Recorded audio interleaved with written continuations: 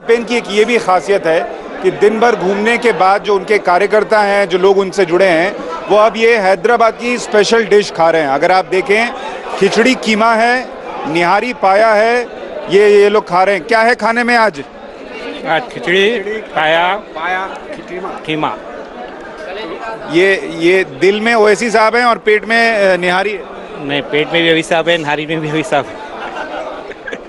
तो ये आप देख सकते हैं, ये सारे तमाम जो कार्यकर्ता हैं, अगर आप इस कमरे में देखें तो ये बैठकर निहारी पाया खा रहे हैं, खिचड़ी कीमा खा रहे हैं। और इसके जस्ट तमाम लोग देख रहे हैं, ये पार्टी से जुड़े हुए लोग हैं, असद भाई से जुड़े हुए लोग हैं, साथ में बैठ के खाना खा रहे हैं। और असदुद्दीन ओवैसी साहब का ये रूप आपने शायद ही देखा होगा कि वो खुद खाना नहीं ले रहे हैं, लेकिन पहले सबको खिला रहे हैं कि तुम ये खाओ, कौन मीठा खा रहा है, नहीं खा रहा, कौन रोटी खा रहा है, कौन निहारी ले रहा है, नहीं ले रहा है। सर, ये जो आपका इतना प्यार है कार्यकर्ताओं के लिए, यही इनको आपसे जोड़े रखता है?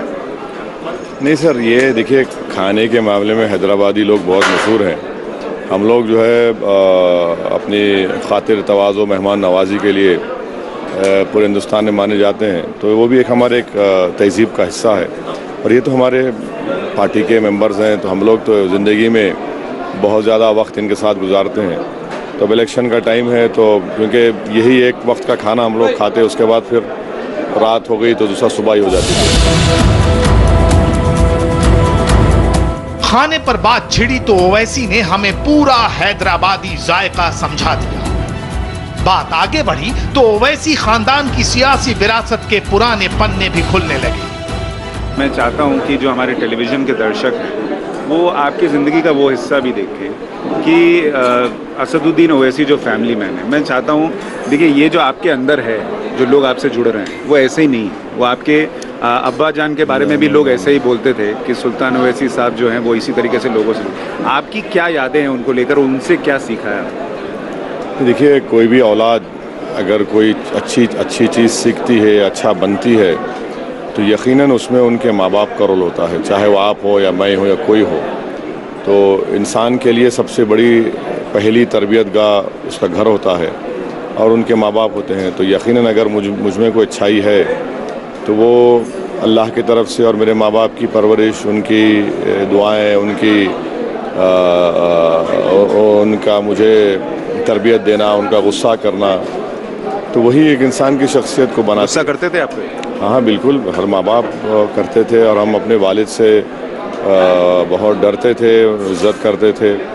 तो यही उनका नतीजा है। अगर मुझ में कोई गलती है तो वो मेरी ज़ाती तरफ से है। वैसे तो मजलिस यानी MIM करीब 85 साल पुराना संगठन है, लेकिन ओवैसी खानदान के हाथ में इसकी बागडोर 1957 में बैन हटने के बाद आई। MIM ने अपनी पहली चुनावी जीत 1960 में दर्ज की, जब सलाहुद्दीन ओवैसी हैदराबाद नगर पालिका के लिए चुने गए। फिर 2 साल बाद वो विधानसभा के सदस्य बने।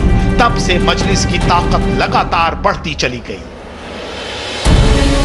फिलहाल ओवैसी खाने की टेबल पर थे, और बातें जब सियासत से इतर होने लगी तो ओवैसी खानदान के छोटे मियां यानी अकबरुद्दीन ओवैसी का जिक्र भी आया। अच्छा, आपके और अकबर की कैसे रिश्ते हैं? नहीं, जैसे 2 भाइयों के होते हैं, माशाल्लाह बहुत अच्छे रिश्ते हैं। हम लोग बहुत करीब हैं, और भाई हैं तो सवाल ही पता नहीं होता। साथ घूमने जाते? ठीक है भाई, साथ घूमते हैं, साथ रह अपना काम करते हैं, सब चीज़ें हैं। और बड़े भाई के तौर पे आप उनको डांटते भी हैं जब कुछ गलत बोल जाते हैं? नहीं, देखिए, मैं आपको एक बात बताना चाहूँगा कि अकबर में जितनी पॉलिटिकल मैच्योरिटी है और जितना पॉलिटिकल विजन है और इन डेप्थ पॉलिटिकल जो कैलकुलेशन है, वो अकबर में मुझसे ज़्यादा है। मेरे से बेहतर ऑरेटर हैं। तो अक्सर ये होता है कि उल्टा मुझे उनसे कुछ समझने का, सीखने का मौका मिलता है, और उनकी जो पॉलिटिकल रीडिंग है वो मुझसे ज़्यादा बेहतर है, बहुत बेहतर है। सियासत हो या फिर निजी जिंदगी, ओवैसी हर बात खुलकर और बेतकल्लुफी से बताते जा रहे थे। फिलहाल बातों का सिलसिला खत्म कर हम लोगों की राय जानने निकले। हमारे पास याकूत प्रेम है, ख़ास तौर पे अल्हम्दुलिल्लाह जो छोटे छोटे कोर्सेज होते हैं AIMIM की तरफ से ही ऑर्गेनाइज करते हैं। किसको वोट देंगे इस बार? मोदी को? मोदी को अभी डिसाइड नहीं किया, करेंगे डिसाइड। डिसाइड नहीं किया? ओवैसी साहब का काम कैसा है? बढ़िया। आप इस बार किसको वोट देंगे? हम तो MIM को दे देंगे।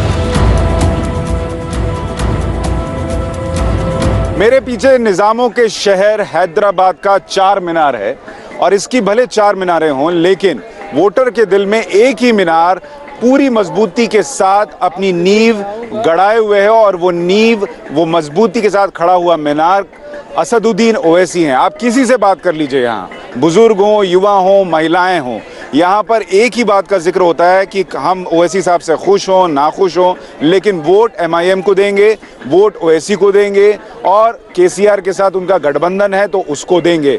यहाँ पर जिस तरीके से आप चर्चा करेंगे, एक ही बात का जिक्र मिलता है कि उन्होंने काम बहुत किया है, स्कूल बनवाए हैं, हॉस्पिटल बनवाए हैं और इसीलिए लोग जो हैं वो असदुद्दीन ओवैसी के साथ खड़े नजर आते हैं। अब देखना होगा 11 अप्रैल को जब वो वोट डालने जाएंगे तो यही बात वोटों में भी तब्दील होती दिखेगी या नहीं। हमारी इस खास पेशकश में आज के लिए इतना ही। नमस्कार।